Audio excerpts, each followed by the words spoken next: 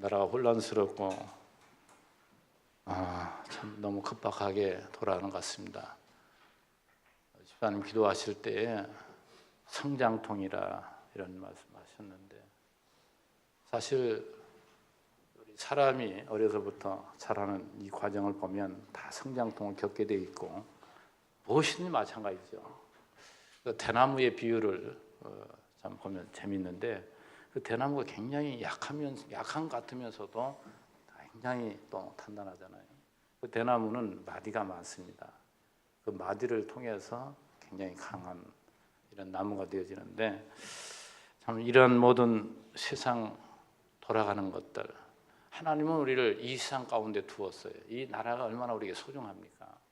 이 나라를 이렇게 하나님 우리에게 주셨는데, 이렇게 혼란 가운데 있는 그 근본 원인을 들어가 보면 전부 탐욕에 의한, 욕심에 의해서부터 발동이 되잖아요. 오늘 우리에게 주어지는 이 빌립보 2장 말씀은 너무나도 여기 적절한 말씀들.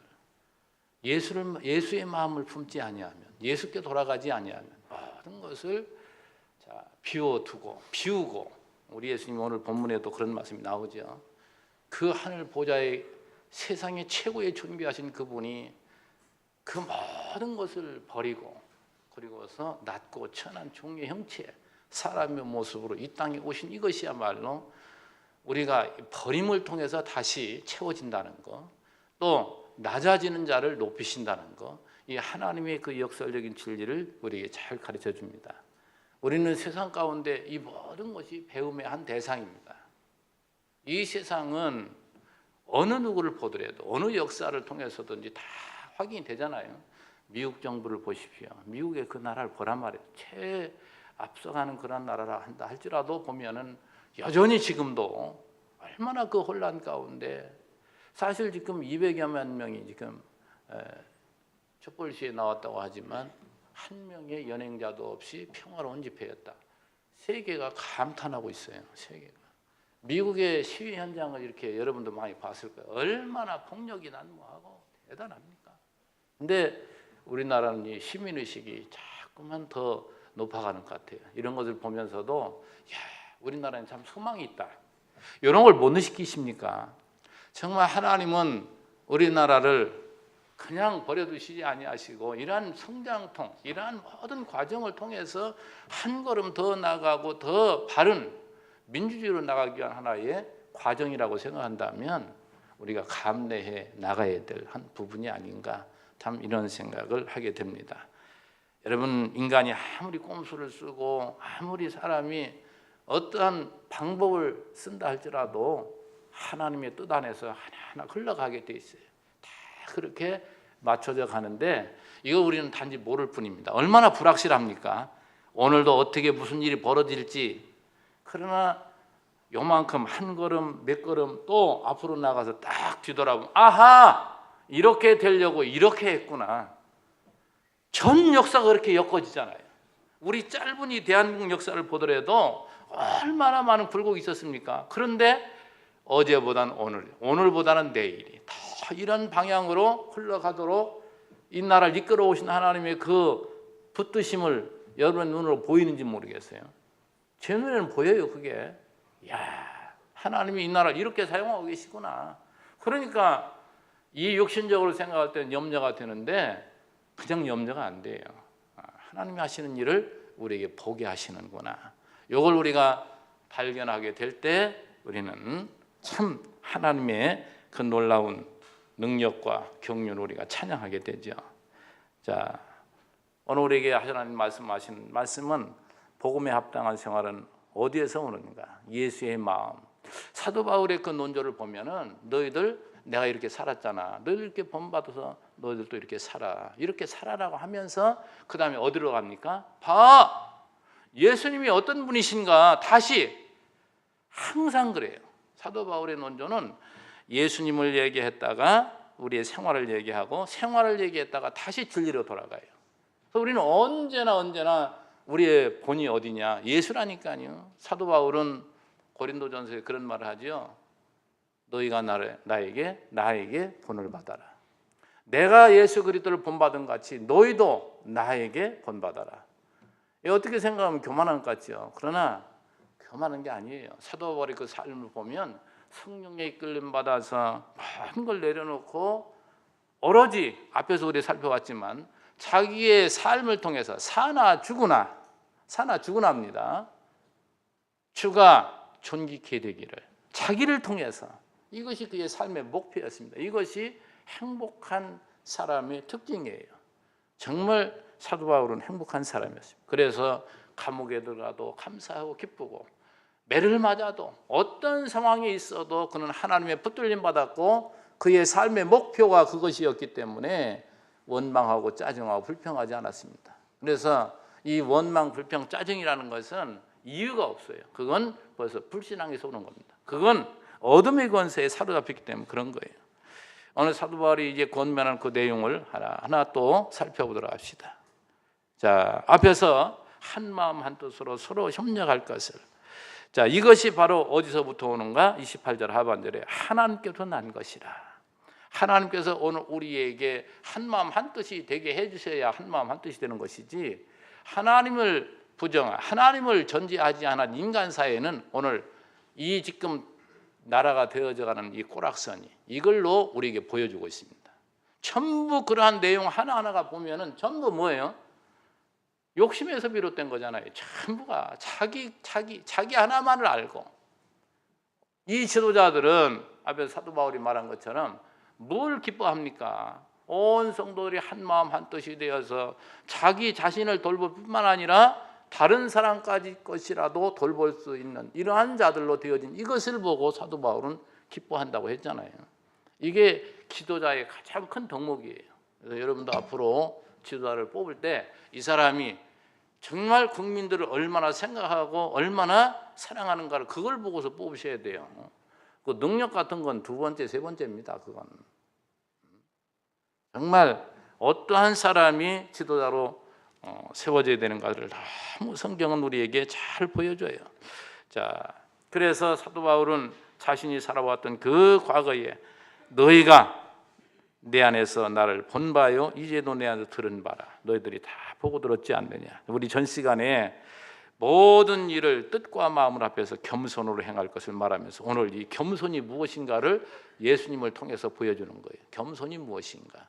제가 여러분의 겸손을 엄청 많이 말씀을 드렸는데 겸손은 다른 게 아니잖아요. 대적을 두려워하지 않고, 왜요? 하나님을 두려워하니까. 대적을 두려워하지 않고 그리스도를 믿음으로 한 마음 한 뜻이 되어서 서로 사랑으로 협력하는 것, 이게 겸손입니다. 겸손이라는 게 다른 게 아니에요. 항상 내 자신의 욕심 그 중심으로, 우리 인간은 욕망에 사로잡힌 인간이잖아요. 자기중심적으로 사고하고 그렇게 살아가면 그건 교만인 거예요. 이걸 탈피해서 오로지 예수의 마음을 갖는 것이 바로 겸손이라는 것을 말씀해 줍니다. 자, 앞에서 우리가 살펴본 것처럼 사람들은 온통 이 세상에 살아가면서 어떤 일을 하며 살아요.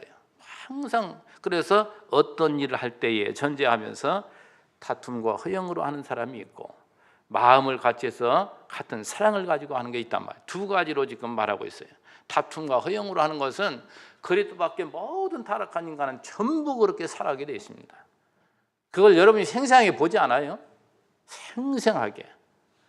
그러나 바로 그리스도의 마음을 가진 자, 이게 바로 크리스찬인데, 우리 성도의 신앙이 점점 성숙해지면 자기보다 남을 낮게 여기고, 지난번 시간에 이걸 많이 강조했는데, 내 자신만 먼저 생각하고 그러면 자신이 대단한 줄 이게 착각한단 말이죠. 그러나 내 자신이 얼마나 모자라고 부족한 인간인가를 우리가 발견하게 될 때 남을 더 존귀하게 여기게 되어 있습니다. 이것이 바로 이것이 겸손이라고 했는데, 자, 이 겸손을 오늘 본문이 잘 우리에게 가르쳐 주는데 예수님을 모델로 해서 우리에게 가르쳐 줍니다.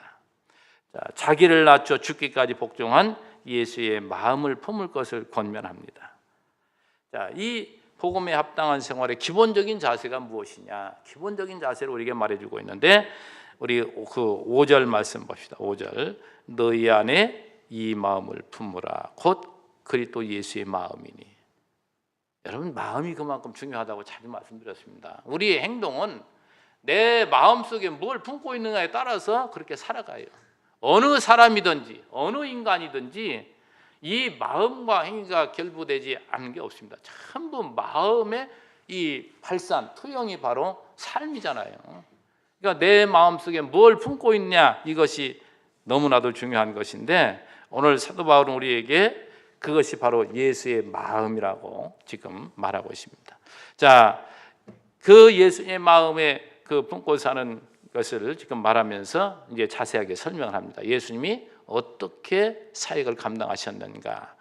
자, 예수님의 그 겸손의 구체적인 내용이 6절에서 8절까지 나오는데, 사실 생각해 보면 그 고린도 후서 8장 9절 말씀이 생각이 나는데, 우리 주 예수 그리스도의 은혜를 너희가 알거니와 부유하신 분으로서 이 모든 만사 만물을 지배하시는 이 전능하신 그 여호와 하나님, 그 부유하신 분으로서 너희를 위하여 가난하게 되심은, 그 주님이 인간의 몸을 입고 이 땅에 오신 것을 그렇게 표현해요.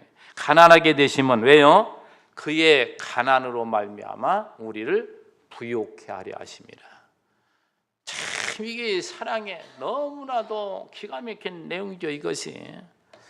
자, 우리 예수님은 이 땅에 오셔서 자기의 뜻을 구현한 것이 아니고 바로 하나님의 뜻을 실현합니다.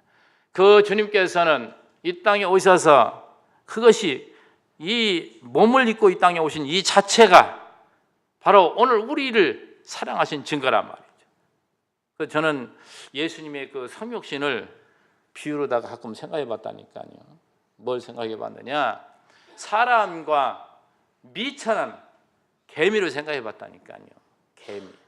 내 자신이 저 개미를 사랑해서 그 내가 개미화 된다. 그 뽀로로인가 뭐 그거 애들 그 저기를 보니까 재밌는 것이, 변해 가지고서 그것이 아주 작게 변해 가지고 뭐 이제 이런 얘기들이 이제 재밌게 나옵니다만서도, 여러분 보세요.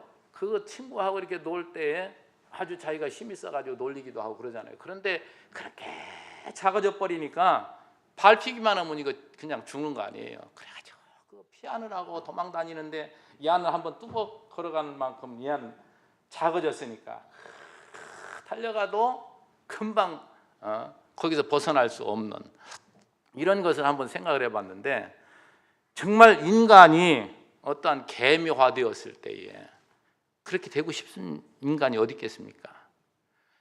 이건 이런 비유도 비유가 되지도 않는데, 이렇게 크고 위대하시고 그렇게 존귀하신 그분이 인간의 형체를 입고 이 땅에 오셨다는 이 자체, 이게 바로 성육신 아니겠어요? 이것이 뭐냐? 하나님의 우리에 대한 사랑이라 이 말이죠. 이걸 이제 여러 가지로 여러분에게 이제 하나하나 우리 설명해 나가면서 한번 보시겠습니다. 먼저 6절에 보면 예수님은 누구시라고요? 그는 근본 하나님의 본체시나 하나님과 동등함을 취할 것으로 여기지 아니하셨다. 하나님의 본체, 하나님의 본체란 얘기는 이 헬라 말로, 헬라어로 보니까 모로페라는 단어를 쓰는데 형상, 모양이란 뜻인데, 다시 말해서 하나님 영이시잖아요. 하나님의 영이신 하나님의 그 실존 자체가 바로 예수라는 얘기예요. 이 삼위일체 하나님 참 이해하기가 참 어렵습니다. 어떤 말로 설명을 드려도 이해하기 어려운 거예요. 왜? 영의 세계 속에 있는 것을 이 시간 세계 속에 있는 우리의 한정된 이 지식을 가지고 이해하기가 너무 힘든 거란 말이죠. 그래서 예수 그리스도는 하나님의 실존 그 자체시다, 이렇게 생각하시면 틀림이 없어요. 그러니까 예수는 바로 하나님이시다. 자, 제가 요한복음 14장 8절에서 9절 말씀 제가 자주 인용하지만, 자, 빌립이 물어요. 예수님 앞에 뭐라고 묻냐면, 주여 아버지를 우리에게 보여주옵소서, 그리하면 족하겠나이다. 그때 예수님께서 말합니다. 빌립아, 내가 이렇게 오래 너희와 함께 있으되 네가 나를 알아보지 못하느냐? 나를 본 자는 아버지를 보았거늘 어찌하여 아버지를 보이라 하느냐? 나를 보았다면 너가 지금 아버지를 본 것이다. 내가 아버지 안에, 아버지가 내 안에. 자, 그런데 우리 제가 거기를 조금만 더 살펴보기 위해서 요한복음 1장 한번 보겠습니다. 여러분 한번 듣기만 해보십시오. 자, 태초에 말씀이 계시니라. 이 로고스죠. 이 말씀이 하나님과 함께 계셨으니 이 말씀은 곧 하나님이시라. 로고스 그 말씀은 곧 하나님이시니라. 근데 그 로고스 말씀은 14절에 보면 말씀이 육신이 되어 우리 가운데 거하심에, 그 말씀 되신 그리스도가 뭐예요? 육신을 입고 이 땅에 오셔서 우리 가운데 거하셨다 이 말이죠. 그러니까 요한복음 1장 1절에서 말씀이 계시니라, 이 말씀이 하나님과 계셨으니 이 말씀은 곧 하나님이시라. 근데 하나님은 뭐예요? 예수라는 얘기를 지금 설명하고 있는 거잖아요. 그렇죠? 자, 그러면서 15절부터 제가 18절까지 보면 이 요한복음 1장 뭐라고 얘기하냐면, 요한이 그에게 대하여 증언하여 외쳐 이르되 내가 전에 말하기를 내 뒤에 오시는 이가 나보다 앞선 것은 나보다 먼저 계심이라 한 것이 이 사람을 가리킵니다. 예, 세례 요한이 예수님을 지금 가르쳐서 설명하는 거예요. 뭐라고 말씀하느냐? 16절에 우리가 다 그의 충만한 데서 받으니 은혜 위에 은혜르라. 율법은 모세로 말미암아 주어진 것이요 은혜와 진리는 예수 그리스도로 말미암아 온 것이라. 본래 하나님을 본 사람이 없으되 아버지 품속에 있는 독생하신 하나님이 나타내셨느니라. 그러니까 독생자로 오신 그 예수님은 하나님을 우리에게 보여주시는 하나의 증표라 이 말이죠. 이런 것을 통해서 오늘 이 빌립보서 2장에서 6절에 하나님의 본체시나, 누가요? 예수님이 바로 하나님의 본체시라 이 말이죠. 자, 그런데 7절에 오히려 자기를 비어 종의 형체를 가져 사람들과 같이 되셨고, 자, 자기를 비었단 말이죠. 자기를 완전히 내려놓고 존귀하신 그분이, 만왕의 왕이신 그분이, 세상에 그분이 어찌 사람으로 이렇게 오셨을까? 이 정도로 하나님이 우리에게 관심이 많고 우리를 사랑하신 것을 이러한 것으로 지금 표현한 겁니다. 자, 옛날에 보면 비교적 선한 임금들, 선한 왕들은 민심을 살피기 위해서 민간 복장을 하고 자주 이런 민가에 드나들기도 하고 그런 것을 여러분도 아마 들었을 거예요. 참, 그런 사람들은 굉장히 선한 왕입니다. 이 백성들이 얼마나 잘 사는가 못 사는가 이런 것들을 잘 관찰하고 그것을 자기가 지금 통치하고 있는 거기에 지금 그걸 가지고 정책을 수립하고 또 통치해 나가기 위해서 그렇게 하는 거 아닙니까? 그만큼 그런 사람은 비교적 그래도 선한 왕이라고 볼 수가 있죠. 그만큼 백성을 사랑하는 그 사랑의 발로란 말이에요. 그런 것들이. 어떤 왕들은 어떻습니까? 으흠하고 앉아가지고 짐은 곧 법이라 하고서 얼마나 백성들을 혹사시키고 얼마나 백성들을 괴롭히나 말이에요. 이런 왕들도 많은데 이런 왕들도 있어요. 우리 참 가정사에서 부모와 자식을 통해서 자주 설명을 드리지만, 자식을 끔찍이 사랑하는 부모 여러분 생각해 보십시오. 자식이 자꾸만 자기 아빠가 함께 놀아주기를 바란단 말이죠. 함께 놀 때에도 말이죠, 이 아빠하고 어린아이하고는 크고 작은 것에 겉으로 드러나는 신체적인 조건도 그렇지만 이 여러 가지 성숙도가 전혀 상대하기가 같은 수준이 아니잖아요. 그러나 부모는 어떡합니까? 아이한테 말이 돼주는 거예요. 왜? 얘를 좀 기쁘게 하고 함께 놀아주기 위해서. 그래서 아빠가 엉금엉금하면서 올라타라고. 그래서 애는 올라타고서 뭐 합니까? 이리야 하면서 놀잖아요. 부모가 그 아이하고 그렇게 살면서 뭡니까? 굉장히 행복한 거예요. 기쁜 것이고, 자식을 그만큼 사랑하는 부모라면 얼마나 그것이 아름다운 모습이냐 말이죠. 뭐예요?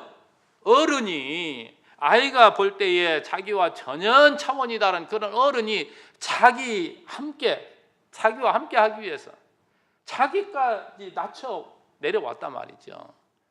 이런 것들은 지금 예수님이 바로 성자 하나님이 인간의 몸을 입고 이 땅에 오신 것과 비교할 수 없는 것이지만 뭘로 비교하겠어요? 그만큼 하나님이 눈을 낮춰가지고 오늘 우리에게까지 찾아오셨다는 것, 이것이 얼마나 하나님의 큰 사랑을 우리에게 보여주는지 모릅니다. 자, 여기에서 다시 한번 그 구절을 한번 생각해 보면 오히려 자기를 비워. 참 이 자기를 비운다는 것. 여러분 오늘 우리 인간은 뭘로 꽉 차 있다고요? 욕망으로 꽉 차 있다니까요.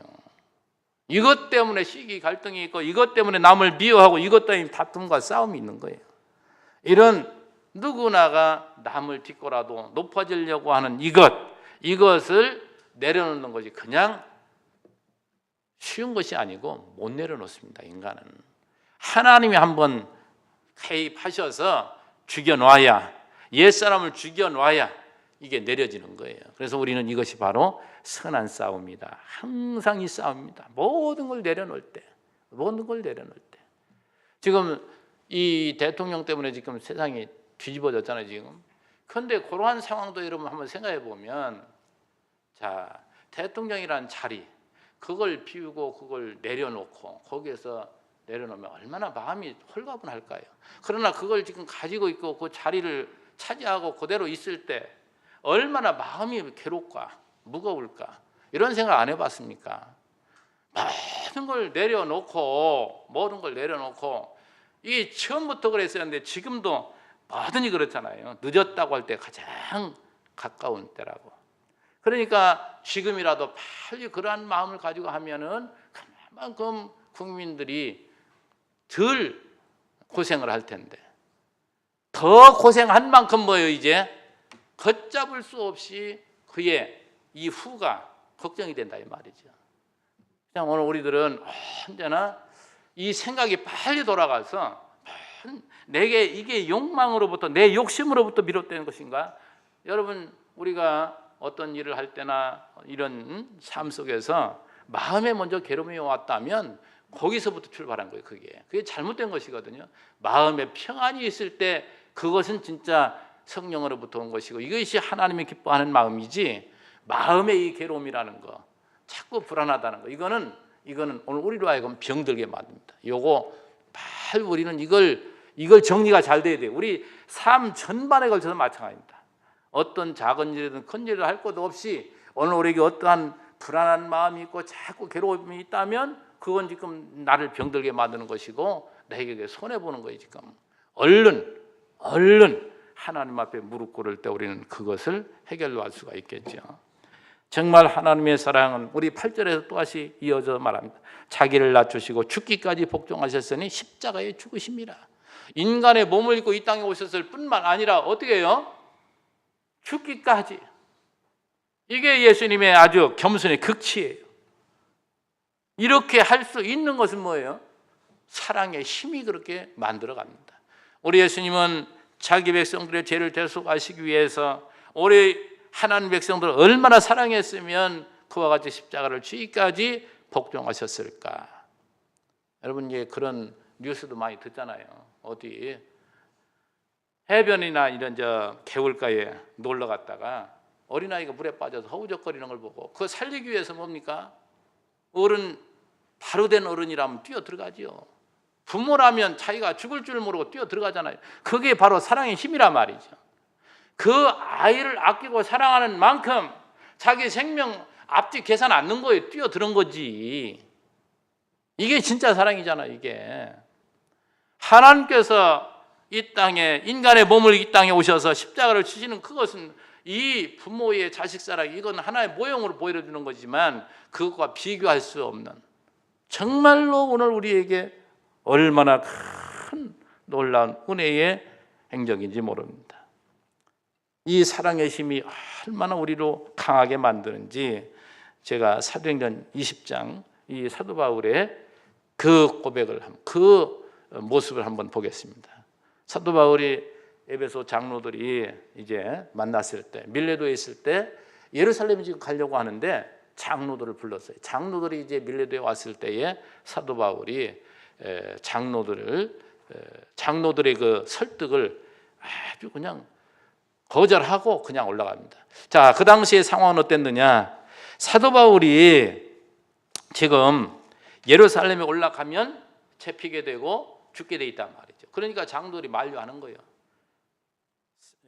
바울에게 올라가지 마십시오. 지금 당신 올라가면 당장 잡히게 되고 죽습니다. 그때 사도 바울이 무슨 말을 하냐? 22절에 그래요. 사도행전 20장 22절에 보라 이제 나는 성령에 매여 예루살렘으로 가는데, 이 예루살렘으로 가는 것이 자기의 어떠한 생각으로 가는 게 아니에요. 성령에 이끌림 받고, 다시 말해서 정말 죽음을 각오하고 예수를 위해서 지금 가는 겁니다. 예루살렘으로 가는데 거기서 무슨 일을 당할는지 알지 못하노라. 사도 바울이 가서 어떤 일을 당할지 알겠어요. 그러나 분명한 것은 위험하다는 건 지금 직감하고 있는 거죠. 그리고 장로들도 그걸 만류하고 있는 것이고. 그런데 뭐라고 23절에 말하냐면 오직 성령이 각 성에서 내게 증언하여 결박과 환난이 나를 기다린다 하시나. 자, 여러 사람을 통해서 자기가 결박되게 되고 결국 환난 속에 이제 죽게 될 수도 있다고 이런 소식이 들리지만 그거죠. 24절에 내가 달려갈 길과 주 예수께 받은 사명 곧 하나님의 은혜의 복음을 증언한 일을 마치려 하면은 나의 생명조차 조금도 귀한 것으로 여기지 아니하노라. 정말 이것이 바로 사랑의 힘이라 말이죠. 그러니까 사도 바울은 예루살렘에 지금 올라가는 일이 너무나도 중차대한 일인데 거기 가서 내가 잡혀 죽는다 할지라도 내가 해야 될 일은 해야 된다.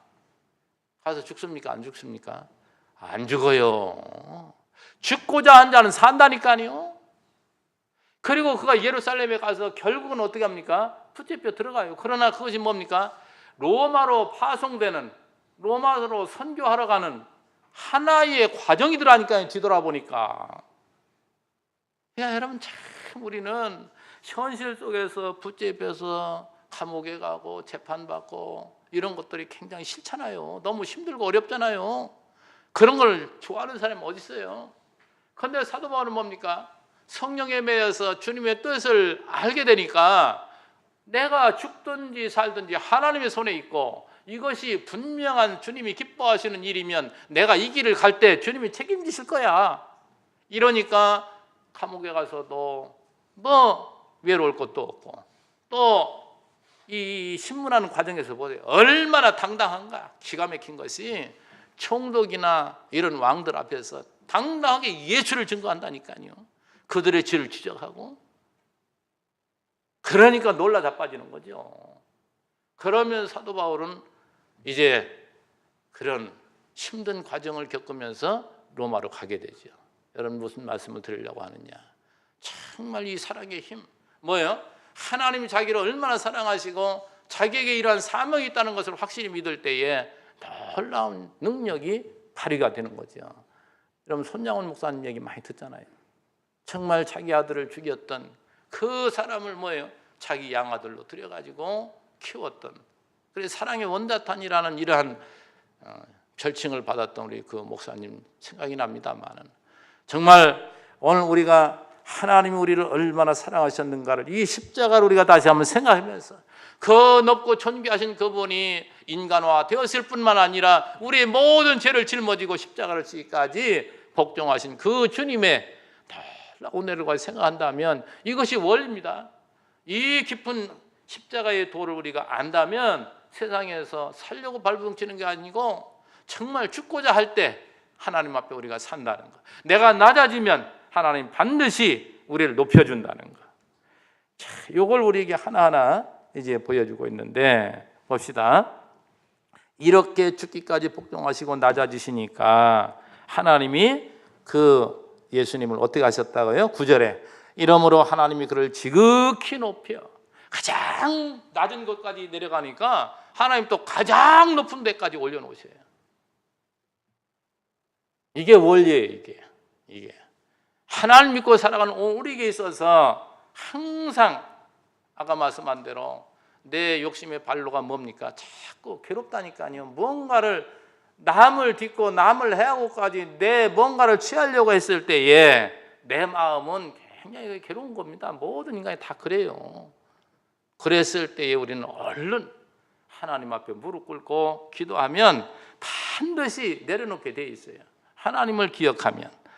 자, 그래서 이렇게 낮아진 그 주님을 9절에 그를 지극히 높여 모든 이름 위에 뛰어난 이름을 주사 하늘에 있는 자들 또 땅에 있는 자들 땅 아래에 있는 자들, 이건 온 우주의 모든 만물을 지금 상징합니다.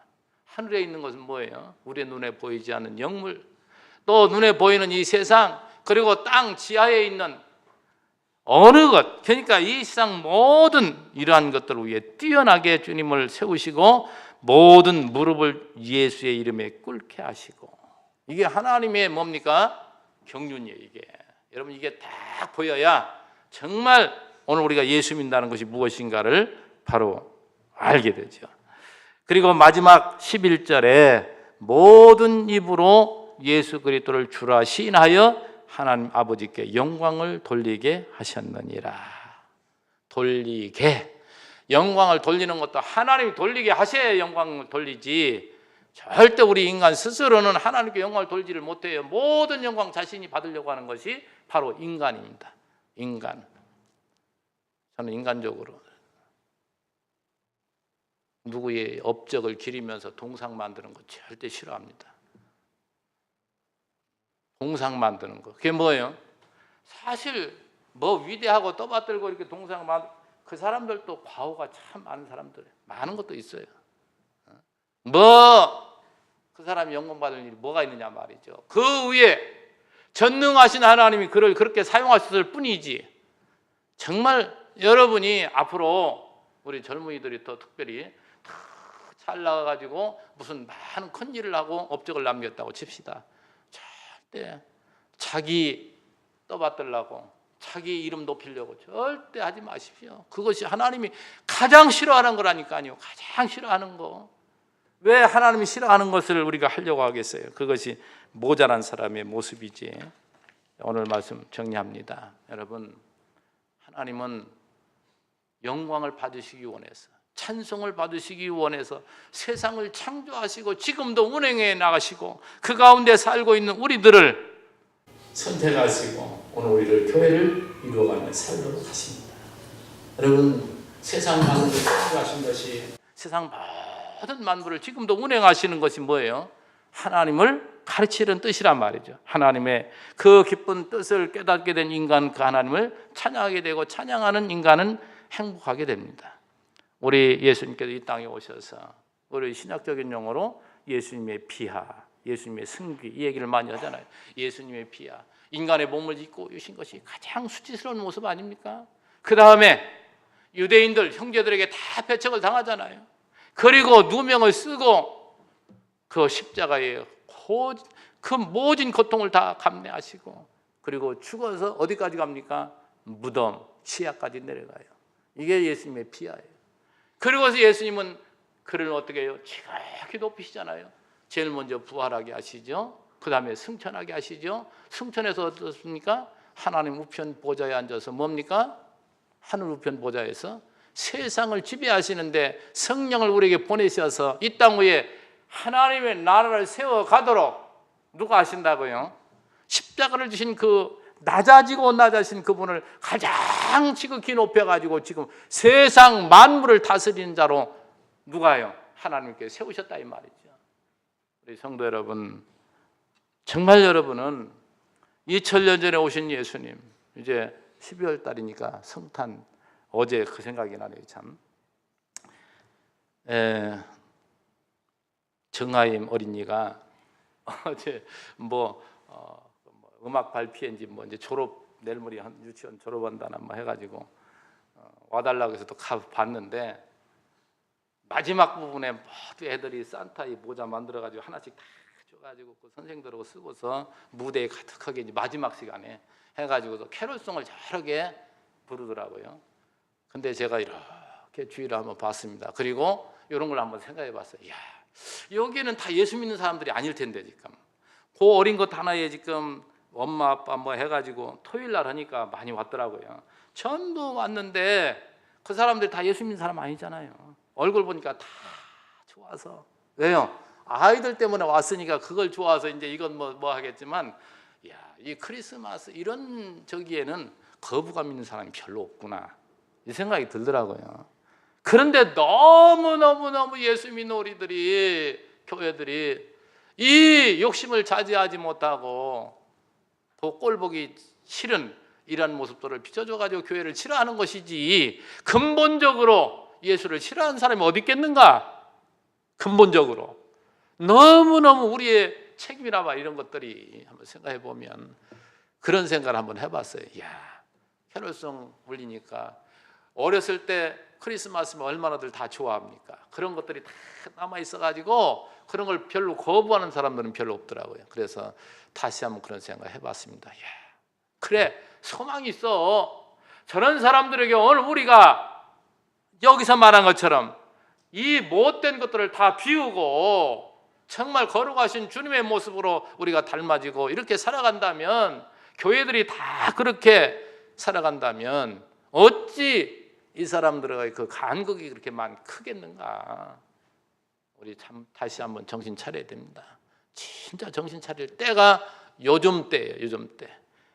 오늘 다시 한번 우리 예수님이 바로 메시아였고 그 메시아 인물이 확인받잖아요. 확인받았을 때 그를 약속대로 보내신 여호와 하나님, 그분은 지금도 살아 세상 만사를 주관하시고 주관하시는 그분이 오늘 우리의 진정한 아버지심이 여러분이 믿어진다면 세상 걱정할 것도 없고 세상 염려가 되지 아니하고 여러분의 마음에 먼저 평안이 있고 여기에서부터 우리는 다른 사람을 돌볼 힘이 나온다 이 말이죠. 여러분도 항상 자신을 돌보면서 믿음이 점점 성장해서 남들, 내 자신 일 돌볼 뿐만 아니라 남들까지라도 잘 돌보는 큰 자가 되셔서 정말 주의 나라가 세상에 빛이 될 수 있도록, 세상 사람들이 다 좋아할 수 있도록 여러분이 만들어 나가시기를 주의 이름으로 축원합니다. 기도합니다. 하나님 아버지 감사합니다. 오늘 또 이렇게 정말 일치된 하나님 백성들의 그 모습을 사도 바울은 자기가 본을 보였고 또 그렇게 되기를 원하지만 우리는 이 욕망의 늪을 완전히 벗어버리지 못하고 주를 믿고 새 사람으로 산다고 하면서도 얼마나 갈등 속에 살아갈 때가 많습니까? 주여 이 시간도 기도합니다. 우리를 불쌍히 여기시고 우리를 정말 이제는 주님의 놀라운 사랑의 힘에 의해서 우리 자신이 변화되고, 그래서 내 자신이 해야 될 일을 분명히 알고 그 일을 잘 감당해서 세상으로부터도 지탄의 대상이 아니라 도리어 환영받고 존경받을 수 있는 교회들이 되게 하셔서 세상을 선도해 나갈 수 있는 교회들, 우리 제일교회가 될 수 있도록 축복해 주실 줄 믿사옵고 예수님의 이름으로 기도하옵나이다. 아멘.